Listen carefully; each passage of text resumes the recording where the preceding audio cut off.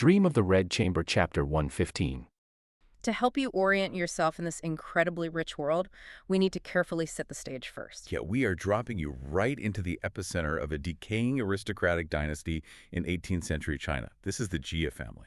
So we open the chapter in the study room. And it is so crucial to understand that the study room in this context is not like a cozy library where you read for pleasure. No armchairs and hot tea here. No, not at all. The study room is the epicenter of patriarchal authority, is the manufacturing floor of a family's future. And our main protagonist, Jia Baoyu, is currently trapped in this room. Right. Now, Baoyu is a deeply sensitive, highly poetic, thoroughly unconventional young man. He is fundamentally allergic to the bureaucratic ambitions of his family. He hates it. He really does. But right now, the family is in mourning for a deceased relative, which means Baoyu cannot go to his regular school. He's confined to the family compound. And his father, Jia Zhang, basically corners him in the study. It's terrifying. He looks at his son and says, "Since you are home, you need to be reviewing your essays." And then he just drops a massive anvil on the kid. He threatens to test Baoyu in a few days to see if he has, quote, made progress. And Jia Zhang doesn't just leave it at, do your homework. He explicitly, surgically pits Baoyu against his own family members. He tells Baoyu, "I have instructed your younger brother Huan and your young nephew Lan to study as well. Yeah. If your essays are worse than theirs, do not expect any mercy from me." And the text notes that Baoyu is absolutely terrified. He just replies yes and stands there completely frozen. It's a profound state of paralysis. I mean, the psychological literature on this is quite clear. When faced with an inescapable, overwhelming threat, the nervous system bypasses fight or flight. It goes straight into freeze. Exactly. He is a deer in the headlights of his own family's legacy. Later, when an important guest arrives, we get this incredible detail about the physical positioning in the room. Jia Zhang, the older patriarch, chooses to sit on a cushion on the floor. Because he wants to show extreme deference to this younger guest. Yes, performative deference. But the mechanics of social hierarchy dictate that his son cannot be physically elevated above his father. So because the dad is on the floor? Precisely. Because the father has chosen the floor, Baoyu and the nephews are physically forbidden from sitting in chairs. That is wild. Furthermore, because they are younger than the guest, they cannot share the floor cushions with the guest. So they literally have nowhere to go. They are left with absolutely no sanctioned place to exist in that room. They simply have to stand there frozen for the entire duration of the visit. Which makes the physical layout of the room an exact, terrifying mirror of the psychological layout of their world. Yes, perfectly stated. There is literally no comfortable place for you to exist without violating a core structural tenet of your society. Everyone has a highly designated, meticulously engineered spot. And if you step 1 inch out of it, the entire social fabric threatens to unravel. And that is why Jia Zhang's pragmatism is so lethal. It leaves no room for human variance. It leaves no room for grief, for poetry, for psychological distress. You either fit the mold or you are a threat to the survival of the unit. Exactly. When you lay out the mechanics of it like that, it makes Baoyu's internal crisis so deeply relatable. Because honestly, we still do this to ourselves today. But without a doubt. The architecture of utilitarian worth is everywhere. Think about how often we measure our own progress using metrics that are entirely disconnected from our emotional reality. We track our salaries, our quarter-over-quarter growth, our algorithmic reach, and we completely ignore the fact that internally we are frozen, terrified, and grieving. We internalize the strict patriarch. We become our own Jia Zhang. Yes, constantly threatening ourselves with our own inadequacy if we don't outproduce our peers. And when the external world is that hostile, when the pressure to produce is that suffocating, human nature dictates that you look for an escape route. You have to find a way out. If you cannot change the external environment, you frantically search for someone who shares your internal reality. You look for a mirror. Which brings us to one of the most conceptually fascinating narrative pivots I have ever read. Because Baoyu is drowning under this male expectation of bureaucratic success. He is completely underwater. His father doesn't understand him. The society rejects his poetic nature. He desperately needs psychological salvation. He needs to know he isn't crazy. Right. And if the outside world won't validate him, surely his literal exact doppelganger will. We move from the crushing external reality of the study room into the deeply internal, almost mythic hope for a soulmate. Right. So this guest arrives at the compound. His name is Baoyu. And the universe is playing a massive, almost cruel trick here because Baoyu looks perfectly, exactly like our protagonist, Jia Baoyu. It's uncanny. They share the same name, they have the exact same face, they are the same age. It's a glitch in the matrix. And Jia Baoyu, our protagonist, has been hyping this meeting up in his head for months. He really has. He has completely romanticized what this encounter is going to be. We have to look at the specific language Baoyu uses to describe his anticipation. He doesn't just think this guy will be a good friend.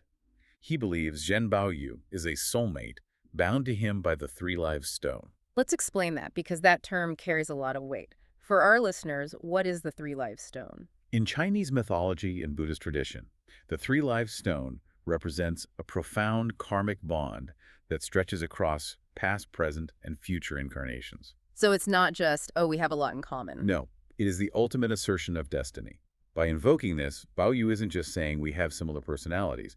He is claiming that they are cosmically, inextricably linked by the universe itself. He is projecting all of his desperate hopes for rebellion onto this mirror image of himself. Yes, for understanding, for shared rejection of the patriarchal machine. He's essentially thinking, finally, a lifeboat. Someone who gets it. Someone who isn't obsessed with exams, money, and status. Exactly. So they finally meet. And Jia Baoyu opens the conversation with incredibly high praise. He is fully expecting a dialogue that transcends the mundane, vulgar reality of their daily lives. The text uses this incredible phrase here. Yes.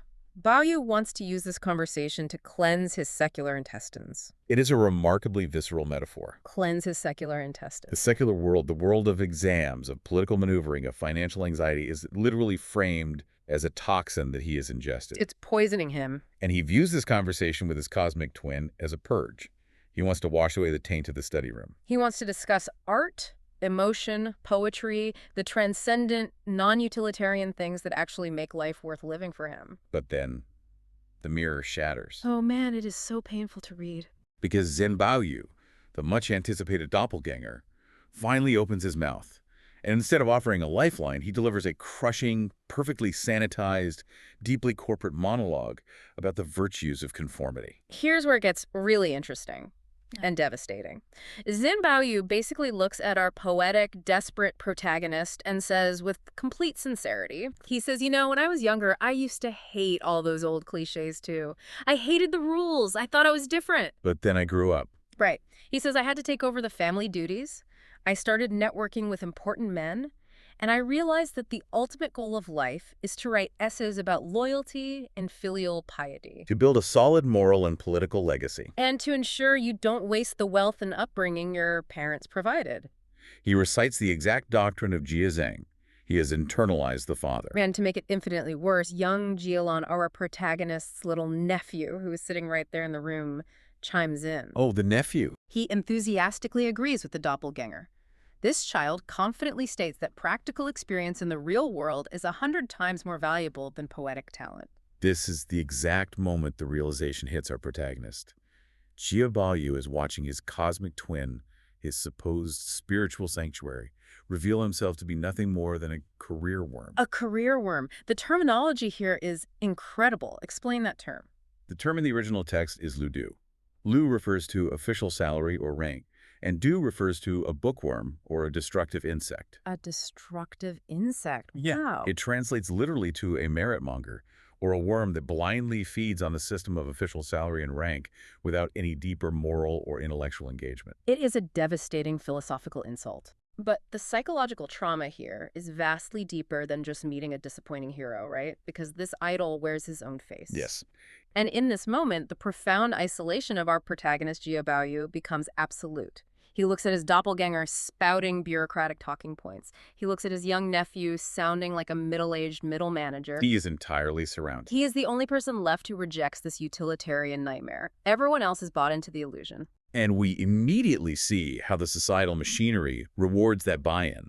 This is a crucial mechanical aspect of the narrative. Right. The society instantly recognizes and commodifies Zhen Baoyu's conformity. Lady Wang immediately springs into action. The matriarch of the family, yes. She hears him enthusiastically talking about loyalty in essays, and she instantly starts calculating how to arrange a marriage between him and one of the daughters of the family. He represents stability. He represents an influx of status and wealth. Up until now, we've been exploring Baoyu's trap. Right. But his trap, as suffocating as it is largely psychological and professional. He is being pressured into a career he despises. He has the privilege of experiencing this as an existential crisis from the comfort of his study. The comfort of a very nice, albeit stressful room. But for the women residing in this household, the trap is not philosophical. It is entirely literal. It is physical. We must shift our lens from the male burden of bureaucratic success to the female burden of total subjugation. Because if Baoyu fails to conform, he's a disappointment. Maybe he brings financial ruin to the family down the line. But if the women fail to conform, their bodies and legal rights are immediately forfeit. If I don't have the luxury of sitting around being melancholic. No. And that disparity is what drives another member of the family, Shichun, to take incredibly extreme, seemingly violent measures to protect herself. Shichun has observed the reality of the societal machinery, and she has realized that the game is irrevocably rigged against her. So she initiates a drastic withdrawal. The text tells us she's refusing to eat, and most significantly, she is obsessively attempting to cut off her own hair to become a nun. For a modern listener, cutting your hair might seem like a dramatic, edgy phase. But in the context of Qing dynasty aristocracy, what does taking a blade to your hair actually signify? It's a huge deal. It is a severe, almost militant act of severing oneself from the social fabric. In traditional Confucian doctrine, there is a core tenet: body, hair, and skin are received from parents. One dare not injure them. So you don't even own your own hair. Yeah. Right. This is the beginning of filial piety. To intentionally cut your hair is to violently reject your parents' ownership over you. It is a visual, undeniable declaration that you are terminating your earthly ties and your social obligations. She is essentially declaring bankruptcy on her family duties. Yes. And the family, trapped in their own paradigm, just assumes she's having a moody adolescent tantrum. But then, two nuns from the outside world, from the Dzang temple, come to visit the compound. And the contrast in how the women of the house treat these nuns is incredibly revealing. It really is. It's a masterclass in character positioning. We have Baoyu's wife, Bao Chai. Now, Bao Chai is the absolute poster child for conforming to societal expectations. She is proper, she is disciplined, she manages the household efficiently. And she treats these visiting nuns with cold, dismissive disgust. She barely acknowledges their presence because, to her, they represent a failure to perform normal female duties. But Shichun, on the other hand, eagerly engages with them. She is starving for intelligence from the outside world. She needs to know how they got out. Exactly. The conversation that unfolds between Shichun and these nuns is one of the darkest, most unflinching examinations of female agency I've ever encountered in literature. It is brutal. They start by discussing another nun, a woman named Baoyu. The story of Baoyu is introduced as a cautionary tale. The nuns report that Baoyu was violently kidnapped by bandits, and they argue, rather clinically, that Baoyu's eccentricities, her beautiful poetry, her high-minded talent, none of those internal virtues provided any physical protection against the brutal reality of the world. And then one of the visiting nuns delivers this incredibly bleak, terrifyingly lucid monologue about the reality of being born a woman. She doesn't sugarcoat it. No, she lays it all out. She states that to be born female is to be born into a life of, quote, unspoken grievances. She explicitly breaks down the mechanics of marriage. If we connect this to the bigger picture, she's explaining the absolute lack of legal and property rights for women in this era. She explains that once a woman is married off, her life is permanently, legally out of her control. Her entire fate, her physical safety, her standard of living, it is all completely tied to the whims of her husband, her mother-in-law, the political ties of his family, and the economic stability of his household. She becomes a passenger locked in the cargo hold of a ship she cannot steer. That is exactly it. A daughter was a temporary resident in her father's house and a permanent subordinate in her husband's house. She could be married off to a stranger, potentially forced to live alongside concubines, completely subject to the authority of her husband's family. It's just terrifying. The nun concludes that the only actual escape hatch from this cycle of subjugation is devotion to Guanyin, the bodhisattva of compassion.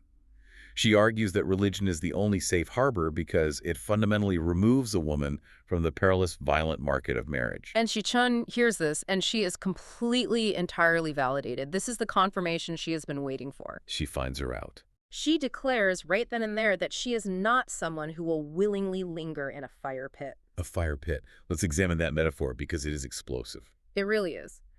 The socially acceptable, highly desired path of aristocratic marriage, the exact path that Lady Wang is trying to secure for the doppelganger, the path that Baochai has successfully navigated. Shichun looks at that entire institution and calls it a fire pit. She sees the flames, and she threatens her sister-in-law, Yuxi, saying, "I will die before I am forced into marriage." She says she will starve herself to death. And then she reveals her master plan. Yes.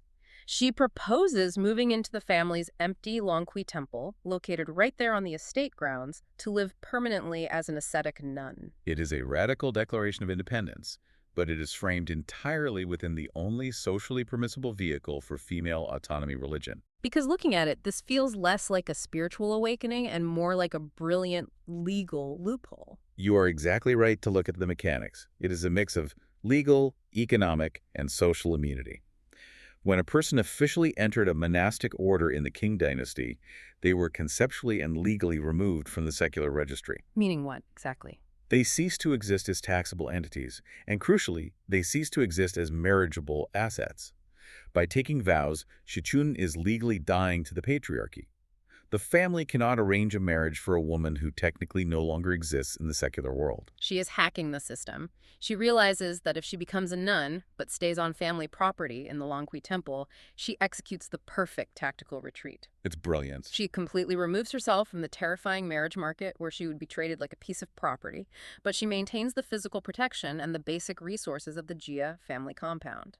It's a genius move for survival. But the tragedy of her hack is that her survival requires the complete annihilation of her social self. She's given up everything. Yes. She has to give up her youth, her potential for romantic love, her luxurious lifestyle, and her hair, just to secure basic bodily autonomy.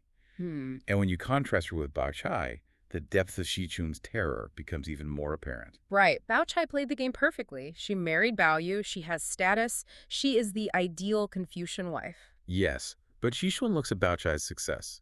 She looks at the reality of being a wife in a chaotic, financially crumbling household, tasked with managing an unstable husband and endless familial politics, and Shichun views that peak societal success as a fire pit. She would rather starve, shave her head, and live in isolation than become Baochai. Exactly. But let me play devil's advocate for the family's perspective here, because they do not see Shichun as a brilliant tactician. Her sister-in-law, Yu Shi, completely dismisses her. Completely. Yu Shi essentially waves her hand and says, "Oh, Shichun is just acting out because her older brother, Jia Zhen, isn't home to supervise her. She's just throwing a tantrum." She's so condescending. Isn't there an argument that Shichun is just running away from her responsibilities?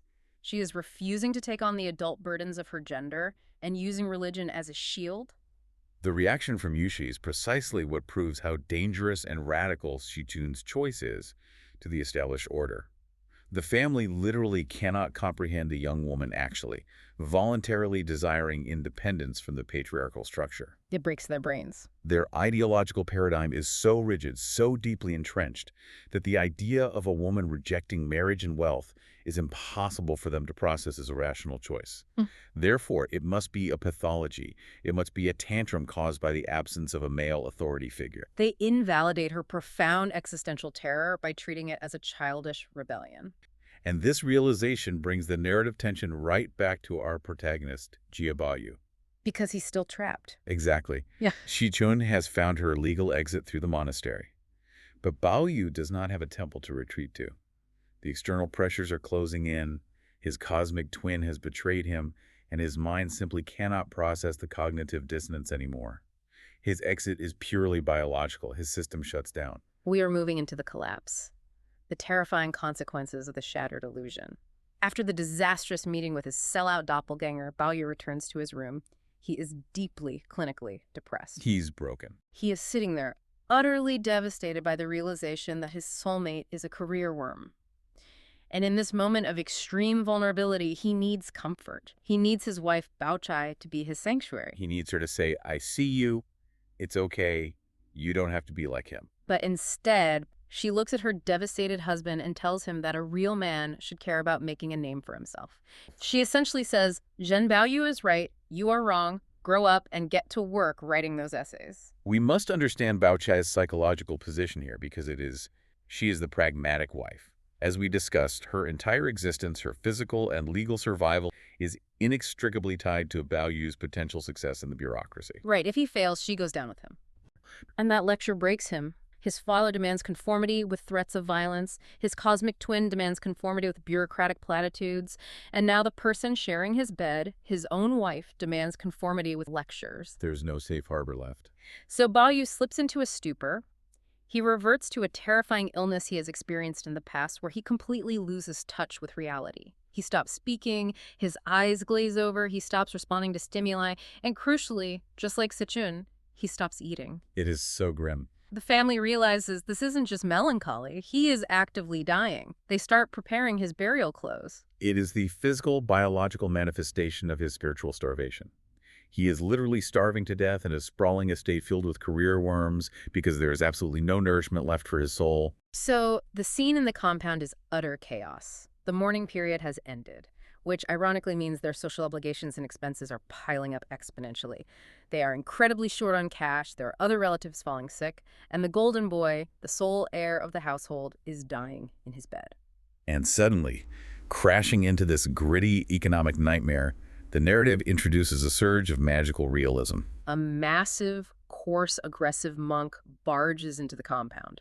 The intersection of the spiritual realm and the desperate material reality of the Jia family is a hallmark of the novel's brilliance. This monk claims to have Baoyu's magical jade, a mystical inscribed rock that Baoyu was supposedly born with in his mouth, which he had lost earlier in the massive narrative. Right. The monk holds up this rock and says, "I have the cure for the boy." But he doesn't just hand it over out of holy benevolence. He demands an extortionate ransom. He looks at this grieving, panicking family and demands 10,000 taels of silver. To truly grasp the audacity of this demand, we have to break down the silver economy of the Qing dynasty. Please do, because it sounds like a lot, but I have no context for what that actually buys. A prosperous middle-class family could live quite comfortably for an entire year on perhaps 20 or 30 taels of silver. Wait, 20 or 30 for a whole year? Yes. 10,000 taels is an astronomical, staggering fortune. It is the kind of money that builds palaces. It is an estate-liquidating sum.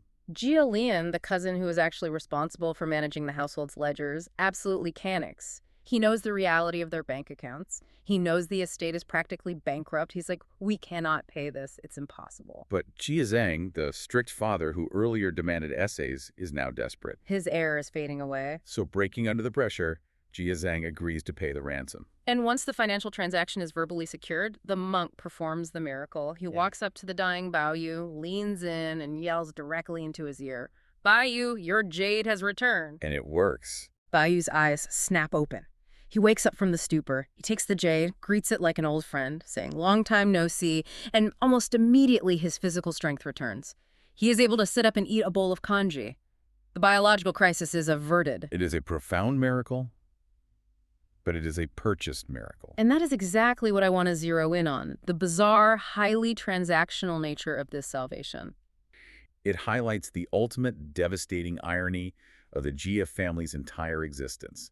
They have sacrificed their morals, their peace of mind, and their children's souls in a relentless pursuit to accumulate wealth, rank, and status. And in the end, they are forced to liquidate all of that accumulated wealth just to buy back a magical rock to keep their son's lungs expanding. The magic rock is back in Baoyu's hand, the boy is eating his congee, the family is breathing a massive sigh of relief. The immediate crisis is over. But this brings us to the most crucial, devastating question of the entire narrative. Right. Can a physical object, even a deeply magical one, actually cure a philosophical and psychological crisis? The answer, which the text delivers with brutal efficiency in its final moments, is a resounding no. The fragility of this purchased cure is exposed almost instantaneously. Right. So we're in the immediate aftermath of the miracle. Down the hall, Jia Zhang and Lady Wang are frantically trying to figure out how to sell off property and liquidate assets to pay this extortionist monk his 10,000 taels. It's a scramble. But in the bedroom, things seem calm. Baoyu is recovering. A maid named Sheu, who has been faithfully taking care of him during his illness, is gently helping him sit up. She is overjoyed that the nightmare is over. The atmosphere in the room is one of profound, exhausted relief. The tension is broken. But then Sheu carelessly makes a remark. She looks at the magical jade resting on Baoyu and she says, It's a real treasure. You just looked at it and got better. It's a good thing you didn't smash it back then. It's a good thing you didn't smash it. Instantly, Bayu's entire demeanor shifts. The color completely drains from his face. He takes the magical jade, throws it aside, falls backward onto the bed, and completely loses consciousness all over again. And the text ends on this massive, brutal cliffhanger. The final words of the chapter are, unknown if dead or alive. It is a breathtaking narrative whiplash, a complete reversal of the miracle in a matter of seconds.